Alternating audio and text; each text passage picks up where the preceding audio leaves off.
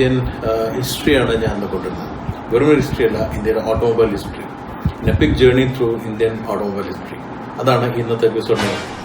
Welcome to അവർ.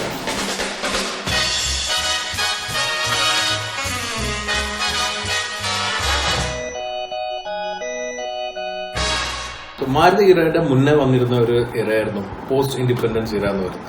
മുമ്പ് പറഞ്ഞിരുന്ന manufacturers ആയിരുന്നു ഹിന്ദുസ്ഥാൻ മോട്ടോഴ്സ്, പ്രീമിയർ, സ്റ്റാൻഡേർഡ്. ഈ 3 ബ്രാൻഡുകളെ നമുക്ക് എടുക്കാം. ഇതിൽ ആദ്യം തുടങ്ങിയിരുന്നത് ഹിന്ദുസ്ഥാൻ മോട്ടോഴ്സ് ആയിരുന്നു. കൽക്കട്ട ബേസ് ചെയ്ത് ബിർള ഗ്രൂപ്പിന്റെ അണ്ടറിലായിരുന്നു ഹിന്ദുസ്ഥാൻ മോട്ടോഴ്സ് സ്റ്റാർട്ട് ചെയ്തത്. ആദ്യം മോറിസ് കാർ നിർമ്മിക്കാനുള്ള ലൈസൻസോട് കൂടിയിട്ടായിരുന്നു ഹിന്ദുസ്ഥാൻ മോട്ടോഴ്സ് സ്റ്റാർട്ട് ചെയ്തിരുന്നത്.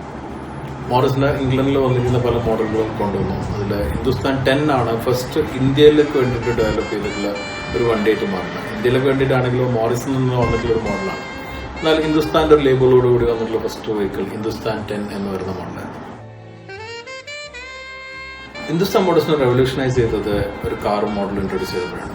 ഇംഗ്ലണ്ടിന്റെ മോറിസ് ഓക്സ്ഫോർഡ് എന്ന മോഡലിന്റെ ഇന്ത്യൻ വേർഷനായിരുന്നു അവർ തെറ്റിപ്പിച്ചിരുന്നത്. 1954 അത്.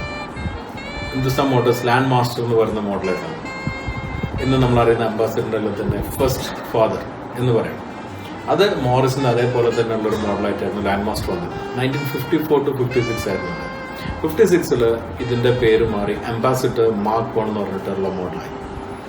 അത് വളരെയധികം സെൻസേഷനായി, വളരെയധികം ഇന്ത്യൻ മാർക്കറ്റിലേക്ക് പെനിട്രേറ്റ് ചെയ്തു. ഇന്ത്യയിൽ വളരെ സ്ട്രോങ്ലി എസ്റ്റാബ്ലിഷ് ചെയ്തു വന്നു. അങ്ങനെയാണ് അംബാസിഡറിന്റെ ജന്മം കൊടുത്തത്. അംബാസിഡറിന്റെ മാർക്ക് 1 വന്നു, മാർക്ക് 2 വന്നു, മാർക്ക് 4 വന്നു. മാർക്ക് 4ന്റെ ശേഷം നമ്മൾ അതേ ബോഡി ഷേപ്പിൽ പല മോഡലുകൾ കണ്ടിരുന്നു. മാർക്ക് 4 ക്ലാസിക് ഉണ്ടായിരുന്നു, അതുപോലെ തന്നെ നോവ, അതുപോലെ തന്നെ ഗാർഡ് എന്ന് പറഞ്ഞ പല മോഡൽസും വന്നിരുന്നു. ഇതോടുകൂടിയിട്ട് അംബാസിഡർ ഇന്ത്യയിലെ ഒരു പ്രോമിനന്റ് മോഡലായിട്ട് നിൽക്കായിരുന്നു. അംബാസിഡറിന്റെ മാർക്ക് 4 ഏറ്റവും അധികം വിട്ടേക്കപ്പെടുന്ന ഒരു അംബാസിഡർ മോഡലായി മാറിയിരിക്കുന്നത്. ഏറ്റവും അധികം അംബാസിഡർ മോഡൽ ഇന്നും നമുക്ക് കാണാവുന്ന ഒരു ഭാഗമാണ് കൽക്കട്ട പോലെ അടുത്ത ടാക്സി പ്രോ അംബാസിഡർ മോഡൽ. ഇന്നിപ്പോൾ ഗവൺമെന്റ് ഒഫീഷ്യൽസിന്റെ പല വണ്ടികളുമായിട്ടും അംബാസിഡർ നമുക്ക് കാണാൻ പറ്റും. സോ അംബാസിഡർ വളരെ സ്ട്രോങ് ആയിട്ട് നിന്ന ഒരു മോഡലാണ്. എന്നാൽ അംബാസിഡർ നമുക്കറിയാം ഇന്നിപ്പോൾ പ്രൊഡക്ഷനില്ല. എന്നാൽ ഇന്ത്യയുടെ ഒരു ഐക്കോണിക് മോഡലായിട്ട് മാറിയ ഒരു മോഡലായതുകൊണ്ട് തന്നെ ഇതിന്റെ ബ്രാൻഡിന് വളരെയധികം വാല്യൂ ഉണ്ടായിരുന്നു. 2016 കൂടിയിട്ട് ബിർള ഗ്രൂപ്പ് പ്യൂഷോന് അംബാസിഡർ എന്നുള്ള ബ്രാൻഡ് സെയിൽ ചെയ്തു. പ്യൂഷോ എന്ന് പറയുന്ന ഈ ഒരു കമ്പനി ഇന്നിപ്പോൾ ഇന്ത്യയിൽ വരാൻ പോകുന്ന സിട്രോണിന്റെ മാനുഫാക്ചേഴ്സും കൂടി. സോ സിട്രോണിന്റെ പേരിൽ ഒരു അംബാസിഡർ നമുക്ക് പ്രതീക്ഷിക്കാം എന്ന് മാത്രമേ എനിക്ക് പറയാൻ പറ്റൂ. സോ ഈ ഹിന്ദുസ്ഥാൻ മോട്ടോഴ്സും അംബാസിഡറിൽ മാത്രമായിരുന്നില്ല ഫേമസ് ആയി നിന്നത്. ഇവിടെ ഒരു കമേഴ്ഷ്യൽ വിങ് വന്നിരുന്നു. അത് GMന്റെ വെഹിക്കിൾസ് ആയിരുന്നു കമേഴ്ഷ്യൽ കൊണ്ടുവന്നത്. പിന്നീട് ഇസൂസിന്റെ ട്രക്സും കൊണ്ടുവന്നത്. പക്ഷേ നോർമൽ പാസഞ്ചർ കാർസിൽ വന്നിരുന്ന വേറെ അടുത്ത് പറയുന്ന 2 മോഡലുകളുണ്ട്. ഒന്നായിരുന്നു ട്രക്കർ. പുഷ്പക് എന്നുള്ള പേരുകളിൽ അറിയപ്പെട്ടിരുന്ന ട്രക്കർ എന്ന് പറയുന്നത് അംബാസിഡർ ബേസ് ചെയ്ത് ഡെവലപ്പ് ചെയ്തിരുന്ന ഒരു യൂട്ടിലിറ്റി വെഹിക്കിളായിരുന്നു. ഒരു ബോക്സി ഷേപ്പോട് കൂടി വന്നിരിക്കുന്ന ഓപ്പൺ അപ്പ് ആയിട്ടുള്ള ഏകദേശം 10 പേർക്ക് വരെ സഞ്ചരിക്കാവുന്ന യൂട്ടിലിറ്റി വെഹിക്കിളായിരുന്നു. പറയുമ്പം ഒരു കാണാൻ ഭംഗിയില്ലാത്ത എന്നാൽ യൂട്ടിലിറ്റി മാത്രം കണക്കിലെടുത്തിട്ട് ഇന്ത്യൻ മാർക്കറ്റിൽ വന്നിരുന്ന പുഷ്പക്കോ ട്രക്കറോ എല്ലാം തന്നെ റൂറൽ മാർക്കറ്റിൽ വളരെയധികം എസ്റ്റാബ്ലിഷ് ചെയ്തു വന്നു. എന്നാൽ സ്റ്റൈലിഷ് ആയിട്ട് വന്നിരുന്ന മറ്റൊരു കാറായിരുന്നു കോണ്ടസ.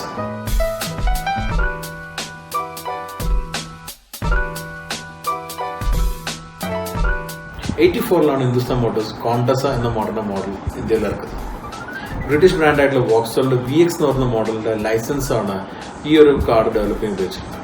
ലൈസൻസ് മാത്രമല്ല, അതിന്റെ ഡൈയും ടെക്നോളജിയെല്ലാം തന്നെ ഹിന്ദുസ്ഥാൻ മോട്ടോഴ്സ് വാങ്ങി ഇന്ത്യയിൽ കൊണ്ടുവന്നു. അംബാസിഡറിന്റെ പാരലായിട്ട് പ്രൊഡക്ഷൻ ലൈൻ സ്റ്റാർട്ട് ചെയ്തിട്ടാണ് കോണ്ടസ ഡെവലപ്പ് ചെയ്തത്. കോണ്ടസ എന്ന് പറയുമ്പോൾ നിങ്ങൾക്ക് ഓർമ്മ ഉണ്ടാവും, mid-80s ഉം 90s ഏറ്റവും സ്റ്റൈലിഷ് ആയി നിന്നിരുന്ന ഒരു സിഡാൻ കാറായിരുന്നു ഇന്ത്യയിൽ. അന്നത്തെ ഇമ്പോർട്ട് ചെയ്തിരുന്ന മെർസിഡീസും അതുപോലുള്ള മറ്റുള്ള വലിയ കാറുകളുടെ ഇടയിൽ ഇന്ത്യയിൽ നിന്ന് പിടിച്ചെടുക്കാൻ പറ്റിയൊരു കാറായിരുന്നു ഈ ഒരു കോണ്ടസ. അംബാസിഡറിൽ യൂസ് ചെയ്തിരുന്ന BMC എഞ്ചിൻസ് ആയിരുന്നു ഇനീഷ്യലി കോണ്ടസിൽ വന്നെങ്കിലും പിന്നീട് ഇസൂസുമായിട്ടുള്ള ടൈപ്പിൽ ഇസൂസു എഞ്ചിൻസും ഡീസലും പെട്രോളും എല്ലാം തന്നെ കോണ്ടസിൽ വന്നു. കോണ്ടസിന്റെ സ്റ്റൈലിഷ് മോഡലായ ക്ലാസിക്കും മറ്റുള്ള മോഡലുകളും ഫേസ് ലിഫ്റ്റ് എല്ലാം വന്നെങ്കിലും 2002 കൂടി പ്രൊഡക്ഷൻ നിർത്തുകയാണ് ചെയ്തത്. പിന്നീട് ഹിന്ദുസ്ഥാൻ മോട്ടോഴ്സ് മാറിയത് ലിബറേഷൻ ടൈമിലായിരുന്നു. ലിബറേഷൻ ടൈപ്പിൽ ജാപ്പനീസ് മാനുഫാക്ചേഴ്സ് മിത്സുബിഷി ആയിട്ട് ടൈപ്പ് ചെയ്ത് അന്ന് മിത്സുബിഷിയുടെ ലാൻസർ ഇന്ത്യയിൽ ഇൻട്രൊഡ്യൂസ് ചെയ്തു. പിന്നീടുള്ളത് ഹിസ്റ്ററിയാണ്. മിത്സുബിഷിയുടെ പല മോഡലുകളും ഇന്ത്യയിൽ കൊണ്ടുവന്നിട്ടുണ്ടായിരുന്നു. സീഡിയ, പെജറോ, മോണ്ടേറോ, ഔട്ട്ലാൻഡേഴ്സ്, പെജറോ സ്പോർട്ട്, ഇതെല്ലാം തന്നെ നമ്മൾ റോഡിലുണ്ട്. ഇതെല്ലാം നിർമ്മിച്ചിരുന്നത് ഹിന്ദുസ്ഥാൻ മോട്ടോഴ്സിന്റെ ചെന്നൈ പ്ലാന്റിലാണ്. ഇന്നിപ്പോൾ ആ പ്ലാന്റ് സിട്രോണിന് ലീസ് ഔട്ട് ചെയ്തു. സിട്രോൺ വരാൻ പോകുന്നത് ഈ പ്ലാന്റിൽ നിന്ന് നിർമ്മിച്ചുള്ള കാറുകളായിരിക്കും. ഹിന്ദുസ്ഥാൻ മോട്ടോഴ്സിന്റെ കൂടെ തന്നെ നിന്നിരുന്ന മറ്റൊരു ബ്രാൻഡാണ് പ്രീമിയർ. മുംബൈ ബേസ്ഡ് വാട്സൺ ഗ്രൂപ്പിന്റെ അണ്ടറിലായിരുന്നു പ്രീമിയർ എന്നുള്ള കാർ മാനുഫാക്ചറിംഗ് ഫെസിലിറ്റി വരുന്നത്. 1944 അത് ഡെവലപ്പ് ചെയ്തിരുന്നത്. ഇനീഷ്യലി പ്രീമിയർ ടൈപ്പ് ചെയ്തിരുന്ന USA ക്രൈസ്ലറും ഡോഡ്ജ് ഗ്രൂപ്പുമായിട്ടായിരുന്നു. അതുപോലെ തന്നെ ഇറ്റാലിയൻ ഫിയറ്റുമായിട്ടുള്ള ടൈപ്പ് ഉണ്ടായിരുന്നു. ആദ്യകാലങ്ങളിൽ ഈ ബ്രാൻഡുകളുടെ മോഡലുകളായിരുന്നു ഇന്ത്യയിൽ ഇൻട്രൊഡ്യൂസ് ചെയ്തത്. 1956 കൂടിയിട്ടാണ് ഇന്ത്യയിൽ പ്രൊഡക്ഷൻ സ്റ്റാർട്ട് ചെയ്തത്. അതിൽ ആദ്യം വന്നിരുന്ന ക്രൈസ്ലറിന്റെ പ്ലിമോത്ത് സവായ് എന്ന് പറയുന്ന ഒരു വലിയ ലക്ഷറി കൂപ്പയായിരുന്നു. അതുപോലെ തന്നെ ആ സമയത്ത് തന്നെ വന്നിരുന്ന മറ്റൊരു മോഡലായിരുന്നു ഡോഡ്ജിന്റെ കിങ്സ്വേ എന്ന് പറയുന്ന ഫുൾ സൈസ് സിഡാൻ. ഇത് രണ്ടുമായിരുന്നു പ്രൊഡക്ഷനിൽ ഉണ്ടായിരുന്നെങ്കിൽ ജനപ്രീതി നേടിയ മോഡൽ എന്ന് പറയുന്ന ഫിയറ്റിന്റെ 1100 എന്ന് പറയുന്ന കോമ്പാക്ട് ആയിട്ടുള്ള കാറാണ്. അന്ന് അംബാസിഡർ എസ്റ്റാബ്ലിഷ് ചെയ്തതുപോലെ പ്രീമിയറിനെ എസ്റ്റാബ്ലിഷ് ചെയ്തു വന്ന മോഡലാണ് ഫിയറ്റ് 1100. അംബാസിഡറിനെക്കാളും സൈസ് കുറച്ചുകൂടെ ആക്സെപ്റ്റബിൾ ആയിട്ടുള്ള പ്രൈസിലായിരുന്നു ഫിയറ്റ് 1100 വന്നിരുന്നത്. പിന്നീട് അതിന്റെ അടുത്ത മോഡലായിട്ട് എലഗൻസും വന്നു. എന്നാൽ ഫിയറ്റിന്റെ പേര് മാറി പ്രീമിയർ പത്മിനി എന്നാവുന്നത് തേർഡ് മോഡലോട് കൂടിയിട്ടാണ്. അതോടുകൂടി പിന്നീട് വന്നിരിക്കുന്ന മോഡലെല്ലാം പ്രീമിയർ പത്മിനി എന്നുള്ള പേരിലാണ് അറിയപ്പെട്ടിട്ടുണ്ട്. ഒരു കാലത്ത് നമ്മുടെ മൂവികളെല്ലാം തന്നെ സ്റ്റാർസിൽ ഉപയോഗിച്ച് സ്റ്റൈലിഷായി കണ്ടിരുന്ന ഒരു കാറാണ് പ്രീമിയർ പത്മിനി. പ്രീമിയർ പത്മിനി വളരെ സ്ട്രോങ്ലി എസ്റ്റാബ്ലിഷ് ചെയ്തു. ഇന്ത്യയിൽ തന്നെ ഒരുപാട് നല്ല മാർക്കറ്റ് ഷെയർ ലഭിച്ചിരുന്ന മോഡലാണ് premier Padmini. Ambassador Calcutta taxi ആയ പോലെ ബോംബെയിലെ ടാക്സിയായി മാറുന്നത് പ്രീമിയർ പത്മിനിയായിരുന്നു. അതുപോലെ തന്നെ ലണ്ടൻ ടാക്സി എന്ന് പറയുന്ന പോലെ കാല ടാക്സി എന്നുള്ള പേരിൽ ഇന്ത്യയിൽ പോപ്പുലറായിട്ട് നിൽക്കുന്ന മുംബൈ ടാക്സി പ്രീമിയർ പത്മിനിയാണ്. ഇത് വളരെ സ്ട്രോങ്ലി പ്രീമിയർ ഡെവലപ്പ് ചെയ്ത് വന്നു. എന്നാൽ മാരുതിയുടെ ഇന്റർവെൻഷൻ വന്ന ശേഷം അംബാസിഡറിനുള്ള പോലെ തന്നെ പ്രീമിയറും ത്രെഡ് എന്നായി. അതുകൊണ്ട് തന്നെ പ്രീമിയർ പുതിയൊരു മോഡൽ ഇൻട്രൊഡ്യൂസ് ചെയ്തു. ഇറ്റലിയുടെ ഫിയറ്റിന്റെ തന്നെ 124 എന്ന സിഡാൻ ബേസ് ചെയ്തിട്ട് 118 NE എന്ന് പറയുന്ന സിഡാൻ മോഡൽ ഇൻട്രൊഡ്യൂസ് ചെയ്തു. അതും ഒരു പ്രീമിയം ഫീലുള്ള ഒരു കാറായിരുന്നു. 118 NE എന്ന് പറയുന്നത് NEയുടെ ഫുൾ ഫോം നിസാൻ എഞ്ചിൻ ആണ്. 1.1 ലിറ്റർ നിസാൻ എഞ്ചിൻ ആയിരുന്നു അതിലുണ്ടായിരുന്നത്. അതിൽ വന്നിരുന്ന ഗിയർ ബോക്സ് നിസാന്റെ തന്നെ ഷെറി ഗിയർ ബോക്സ് ആയിരുന്നു. 3 ബോക്സ് ഡിസൈനോടുകൂടി സിഡാൻ മോഡലായിരുന്നു. വളരെ സ്ട്രോങ്ലി ഡെവലപ്പ് ചെയ്തു. നല്ലൊരു മാർക്കറ്റ് ഷെയർ ഉണ്ടായി. അതിന്റെ ശേഷം ഒന്നുകൂടെ എസ്റ്റാബ്ലിഷ് ചെയ്യാൻ വേണ്ടി അതിന്റെ ഡീസൽ മോഡലും വന്നിരുന്നു. എന്നാൽ പ്രീമിയറിന്റെ ഡെസ്റ്റിനി അത്ര സ്ട്രോങ് ആയിരുന്നു. പിന്നീട് പ്രീമിയറിന് വന്നിരുന്ന ഒരു ഡെവലപ്മെന്റ് എന്ന് പറഞ്ഞാൽ ലിബറേഷൻ ടൈമിൽ ഫ്രഞ്ച് കമ്പനിയുടെ പ്യൂഷോ ആയിട്ടുള്ള ടൈപ്പ് ആയിരുന്നു. പ്യൂഷോയുടെ 309 മോഡലായിരുന്നു പ്രീമിയർ ഇറക്കിയിരുന്നത്. എന്നാൽ അതും അത്ര സ്ട്രോങ്ലി മാർക്കറ്റ് ക്യാപ്ചർ ചെയ്യാൻ പറ്റിയിരുന്നില്ല.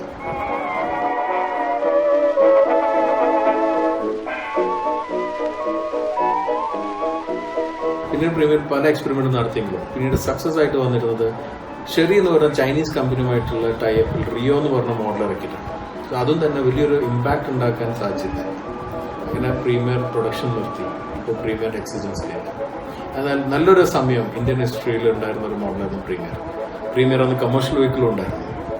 അമേരിക്കയുടെ ഡോഡ്ജ്, ഫാർഗോ എന്നീ ട്രക്കുകൾ ഇന്ത്യയിൽ ഇൻട്രൊഡ്യൂസ് ചെയ്തിരുന്നത് പ്രീമിയറായിരുന്നു. പ്രീമിയറിനെ പോലെ തന്നെ സൗത്തിൽ സ്ട്രോങ് ആയിരുന്ന ഒരു ബ്രാൻഡായിരുന്നു സ്റ്റാൻഡേർഡ് മോട്ടോഴ്സ്. ഇന്ത്യൻ ഓട്ടോമൊബൈൽ ഹിസ്റ്ററിയിൽ സൗത്ത് ഇന്ത്യയുടെ ഒരു പ്രസൻസ് വന്നു തുടങ്ങിയത് സ്റ്റാൻഡേർഡ് മോട്ടോഴ്സിന്റെ പ്രസൻസോട് കൂടിയിട്ടാണ്. ഇന്നിപ്പം സൗത്ത് ഇന്ത്യയിൽ ചെന്നൈയാണ് ഏറ്റവും അധികം ഓട്ടോമൊബൈൽ മാനുഫാക്ചറിംഗ് ഫെസിലിറ്റീസും ഹബ്ബായി മാറ്റുന്നത്. ഏകദേശം 40% മാനുഫാക്ചറിംഗ് ഫെസിലിറ്റി, അതായത് വെഹിക്കിൾ മാനുഫാക്ചറിംഗ്, കോമ്പൗണ്ട് മാനുഫാക്ചറിംഗ് ഉൾപ്പെടെ ഏറ്റവും അധികം വരുന്നത് ചെന്നൈയിലാണ്. ഈ ചെന്നൈയുടെ ബിഗിനിങ് എന്ന് പറയുന്നത് സ്റ്റാൻഡേർഡ് മോട്ടോഴ്സോട് കൂടിയിട്ട് ബ്രിട്ടീഷ് ബ്രാൻഡായിരുന്ന വാൻകാർഡ് ഡെവലപ്പ് ചെയ്തിട്ടായിരുന്നു സ്റ്റാൻഡേർഡ് മോട്ടോഴ്സ് പ്രൊഡക്ഷൻ സ്റ്റാർട്ട് ചെയ്തത്. വാൻകാർഡിന്റെ വേരിയസ് മോഡലുകൾ ഇന്ത്യയിൽ ഇൻട്രൊഡ്യൂസ് ചെയ്തു. സ്റ്റാൻഡേർഡ് വാൻകാർഡ്, അതുപോലെ വാൻകാർഡ് മാർക്ക് 2 എന്നുള്ള മോഡലുകളായിരുന്നു ഉണ്ടായിരുന്നത്. എന്നാൽ ഇന്ത്യക്ക് വേണ്ടിയിട്ട് ഡെവലപ്പ് ചെയ്തിരുന്നത് സ്റ്റാൻഡേർഡിന്റെ തന്നെ സ്റ്റാൻഡേർഡ് 8 മുതൽ 10 വരെയുള്ള മോഡൽ.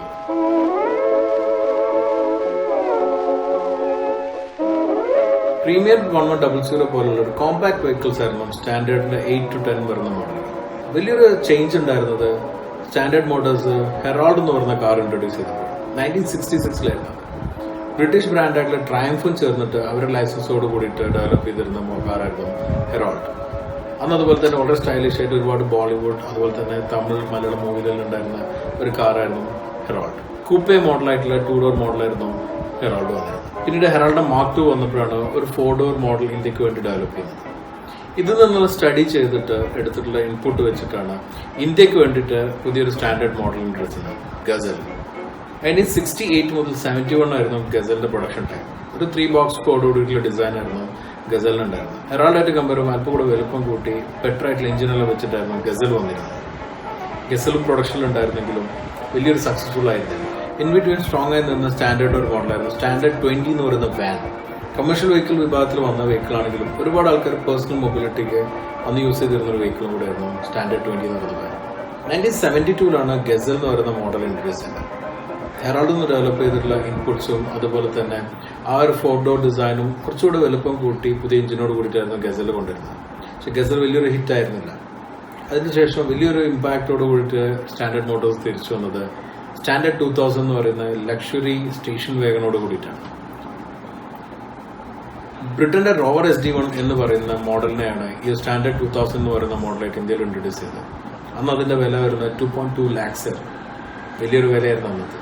നമുക്കത് അറിയാവുന്ന ഇന്ന് ഇന്ത്യന്റെ പ്രൗഡായിരുന്ന PT ഉഷയ്ക്ക് കേരള ഗവൺമെന്റ് സമ്മാനിച്ച മോഡലായിട്ടായിരുന്നു. അതിന്റെ ശേഷം അന്നത്തെ ചീഫ് മിനിസ്റ്റർ ആയിരുന്ന K കരുണാകരനും ബെൻസിന്റെ ശേഷം യൂസ് ചെയ്തിരുന്ന ഒരു മോഡൽ കൂടെയായിരുന്നു സ്റ്റാൻഡേർഡ് 2000. വളരെ സ്റ്റൈലിഷ് ആയിട്ട് ഏറ്റവും അധികം അട്രാക്റ്റീവ് ആയിട്ട് അന്ന് മാർക്കറ്റിൽ ഉണ്ടായിരുന്ന ഒരു കാർ കൂടെയായിരുന്നു സ്റ്റാൻഡേർഡ് 2000. പക്ഷെ കുറഞ്ഞ മൈലേജും സൈസും എക്സ്പെൻസീവ് ആയിട്ടുള്ള മെയിൻ്റനൻസ് എല്ലാം കൂടെ നിന്ന് സ്റ്റാൻഡേർഡ് 2000 അധികം ഷൈൻ ചെയ്യാൻ പറ്റാതെ പോവുകയുണ്ടായി.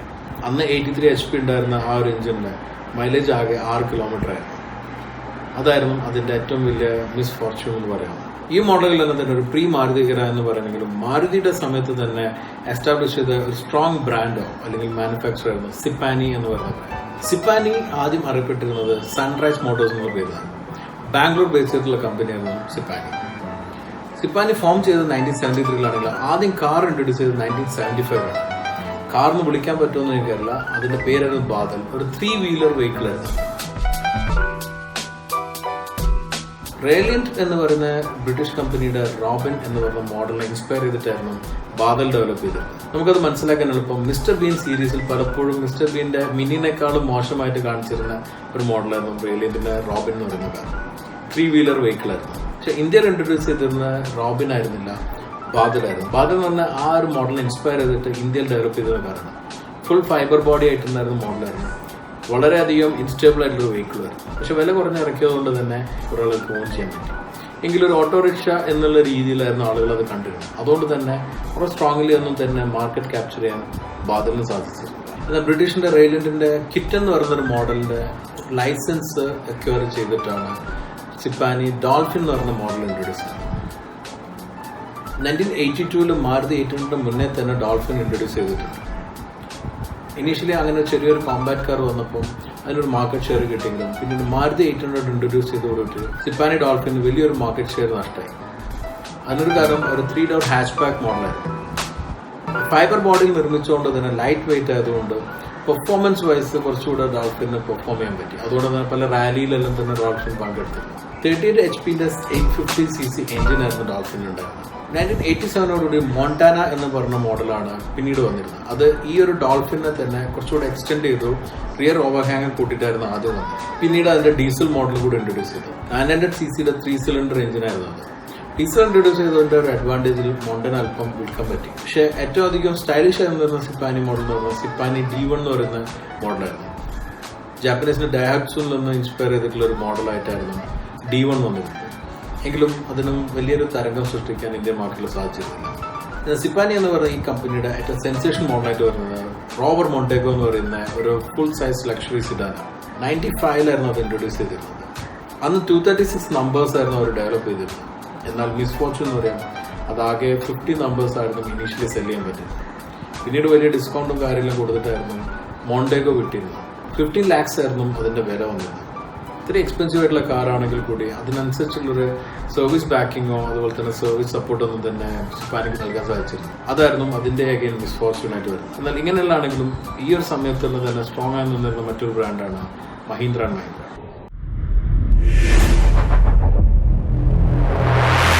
മഹീന്ദ്ര ആൻഡ് മുഹമ്മദ് എന്നായിരുന്നു മഹീന്ദ്ര കമ്പനിയുടെ ആദ്യത്തെ പേര്. പക്ഷെ അന്ന് അവർ ഓട്ടോമൊബൈൽ സെക്ടർ ആയിരുന്നില്ല ഉണ്ടായിരുന്നു, സ്റ്റീൽ ട്രേഡിംഗിലായിരുന്നു. അന്ന് പഞ്ചാബിൽ ഫോം ചെയ്തിരുന്ന ഒരു കമ്പനി 3 മഹീന്ദ്ര ബ്രദേഴ്സും ഒരു മുഹമ്മദ് എന്ന് പറയുന്ന വ്യക്തിയും ചേർന്നിട്ടാണ് ഡെവലപ്പ് ചെയ്തിരുന്നത്.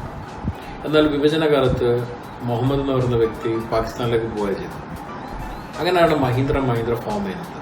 പിന്നീട് മുഹമ്മദ് എന്ന വ്യക്തി പാകിസ്ഥാന്റെ ഫസ്റ്റ് ഫിനാൻസ് മിനിസ്റ്ററായിട്ട് മാറി. എന്നാൽ മഹീന്ദ്ര പിന്നീട് അത് ഓട്ടോമൊബൈൽ ഡെവലപ്മെന്റിലേക്ക് വരികയും മുംബൈയിലേക്ക് വന്ന് ഫസ്റ്റ് വില്ലീസ് എന്ന് പറയുന്ന CJ3 എന്ന മോഡലിന്റെ ലൈസൻസോടുകൂടിയിട്ട് മഹീന്ദ്ര ജീപ്പ് ഉണ്ടാക്കാൻ തുടങ്ങി. നമുക്കറിയാം ഇന്നും മഹീന്ദ്ര ജീപ്പായിട്ടാണ് ഇന്ത്യയിൽ അറിയപ്പെടുന്നത്. ഈവൻ ദോ ജീപ്പ് എന്ന ബ്രാൻഡ് അമേരിക്കയിലുണ്ടെങ്കിലും മഹീന്ദ്രയുടെ താറും അതുപോലെ തന്നെ മുമ്പുണ്ടായിരുന്ന CJ മേജറിനെല്ലാം തന്നെ നമ്മളിപ്പോഴും ഓമനത്തോടെ വിളിക്കുന്നത് ജീപ്പ് എന്ന പേരിലാണ്. ഒരുപാട് കാലം മഹീന്ദ്ര ജീപ്പ് ബേസ് ചെയ്തിട്ടുള്ള വെഹിക്കിൾസ് ആയിരുന്നു കൊണ്ടുവന്നു. CJ വന്നു, പിന്നെ അതിന്റെ CD വന്നു, പിന്നീട് അതിന്റെ MM540 എന്ന് പറയുന്ന പ്യൂഷോ എഞ്ചിനോട് കൂടിയിട്ടുള്ള കുറെ കൂടി ഡെവലപ്പ് ചെയ്തിട്ടുള്ള മോഡൽ വന്നു. അതിന് യൂസ് ചെയ്തിരുന്ന സ്റ്റൈലിംഗ് എല്ലാം തന്നെ CJയുടെ പുതിയ 5 എന്ന് പറയുന്ന മോഡൽ സ്റ്റൈലിംഗ് ആണ്. പക്ഷെ ഇതൊന്നും തന്നെ പിന്നീട് ജീപ്പ് എന്ന കമ്പനിയായിട്ടുള്ള കണക്ഷനോട് കൂടി ആയിരുന്നില്ല മഹീന്ദ്ര ചെയ്തിരുന്നത്. മഹീന്ദ്ര പിന്നെ വലിയൊരു തരംഗം സൃഷ്ടിച്ച മോഡലായിരുന്നു ആർമഡ എന്ന് പറയുന്ന മോഡൽ. ആർമഡയിലൂടെ ആണ് ഒരു പ്രോപ്പർ ഒരു സ്റ്റൈലിഷ് ഒരു SUV എന്ന രീതിയിൽ ആദ്യം മഹീന്ദ്ര ഒരു മോഡൽ ഇൻട്രൊഡ്യൂസ് ചെയ്തു. ആർമഡ വന്നു, പിന്നീട് ആർമഡനെ തന്നെ പല മോഡലുകൾ ഇൻട്രൊഡ്യൂസ് ചെയ്തു. ആർമഡ ഗ്രാൻഡ് വന്നു. അതെല്ലാം ഉണ്ടെങ്കിലും ആർമഡ ഏറ്റവും അധികം സക്സസ് ആയത് ബലോറ ഫോമിലേക്ക് മാറിയിട്ടുണ്ട്. ഇന്നും മാർക്കറ്റിലുള്ള മോഡലാണ് ബലോറ. അതിന്റെ ബേസും വരുന്ന ആർമഡ എന്ന് പറയുന്ന ഈ മോഡലാണ്. എന്നാൽ മഹീന്ദ്രയുടെ യൂട്ടിലിറ്റി ആസ്പെക്ട് എടുക്കുകയാണെങ്കിൽ ഇന്നും മഹീന്ദ്രക്ക് സ്ട്രോങ് ആയി നിൽക്കുന്ന ഒരു ഏരിയയാണ് യൂട്ടിലിറ്റി എന്ന് പറയുന്ന ഒരു ഏരിയ. അതിൽ ഇപ്പം താറാണെങ്കിൽ മുമ്പ് പല മോഡലുകൾ ഉണ്ടായിരുന്നു. അതിൽ കമാൻഡർ ഉണ്ടായിരുന്നു, അതുപോലെ തന്നെ പിക്കപ്പ് മോഡൽ ഉണ്ടായിരുന്നു. ഇതെല്ലാം തന്നെ ബേസ് ചെയ്തിരുന്നത് ഈ ഒരു പ്ലാറ്റ്ഫോമിലാണ്. മഹീന്ദ്ര മറ്റുള്ള പല മോഡലുകളും സ്ട്രോങ് ബ്രാൻഡായി നിൽക്കുന്ന മോഡലുണ്ട്. അതിൽ സ്കോർപ്പിയോ ഉണ്ട്, XUV500 ഉണ്ട്, അതുപോലെ തന്നെ സ്ട്രോങ് ആയിട്ട് നിൽക്കുന്ന മോഡൽ താർ. ഇന്നിപ്പോൾ യൂട്ടിലിറ്റി മോഡൽ എന്ന് പറയുമ്പോൾ നമ്മൾ മനസ്സിലാദ്യം വരാറുള്ള മോഡൽ ഒന്ന് മഹീന്ദ്രയുടെ തന്നെ. മഹീന്ദ്ര പിന്നെ ലിബറേഷൻ ടൈമിൽ ഫോർഡായിട്ട് ടൈപ്പ് ചെയ്തിട്ടുണ്ടായിരുന്നു. അതുപോലെ തന്നെ പിന്നീട് റിനോ ആയിട്ട് ടൈപ്പ് ചെയ്തു. പിന്നെ കൊറിയയുടെ സാങ്യോങ് ടൈപ്പ് ചെയ്ത് ഇന്നും സാങ്യോങ്ങിന്റെ മോഡൽസ് ഡെവലപ്പ് ചെയ്യുന്നുണ്ട്. അതിലാ വരുന്നൊരു മോഡലാണ് XUV300. അത് സാങ്യോങ്ങിന്റെ മോഡലിന്റെ ഒരു മഹീന്ദ്ര ഫോമിൽ വന്നിരുന്ന മോഡലാണ്. അതുപോലെ തന്നെ സാങ്യോങ്ങിൽ വന്നിരുന്ന റെക്സ്റ്റോൺ എന്ന മോഡൽ ശേഷം ഇന്ത്യയിൽ വന്നിരിക്കുന്ന മോഡലാണ് അൾട്ടിറസ് ഫോറസ് എന്ന് പറയുന്നത്. ഇത്രയും സ്ട്രോങ് ആയി നിൽക്കുന്ന മഹീന്ദ്രയുടെ മറ്റൊരു ഫേസ് എന്ന് പറയുന്നത് മഹീന്ദ്ര വേൾഡിൽ ഏറ്റവും റിനൗണ്ട് ചെയ്തിട്ടുള്ള ഡിസൈൻ സ്റ്റുഡിയോ പിനിൻഫെറിനോ എന്ന് ഫോൺ ചെയ്യുന്ന മഹീന്ദ്രയാണ്. അതുപോലെ തന്നെ ഇന്ത്യയിലും വന്നിരിക്കുന്ന ഫസ്റ്റ് ഫോർമുല E ടീമുള്ളതും മഹീന്ദ്രയുടെ. മഹീന്ദ്ര വേരിയസ് അതർ ഇൻഡസ്ട്രീസിലുണ്ടെങ്കിലും ഓട്ടോമൊബൈലാണ് അവർ ഏറ്റവും സ്ട്രോങ് ആയി നിൽക്കുന്ന ഒരു ഭാഗം. അതിൽ അവർ 2 വീലേഴ്സിലുണ്ട്, കമേഴ്ഷ്യൽ വെഹിക്കിളിലുണ്ട്. സോ വേൾഡിൽ തന്നെ 2 wheeler to commercial vehicle develop ചെയ്യുന്ന ചുരുക്കം കമ്പനികളിൽ ഒന്നാണ് മഹീന്ദ്ര. സോ ഇന്നത്തെ ഈ ഒരു ഇന്ത്യൻ ഓട്ടോമൊബൈൽ ഹിസ്റ്ററിയുടെ എപ്പിക് ജേർണി എന്ന സ്റ്റോറി നിങ്ങൾക്ക് ഇഷ്ടപ്പെടുന്നു വരുന്നു.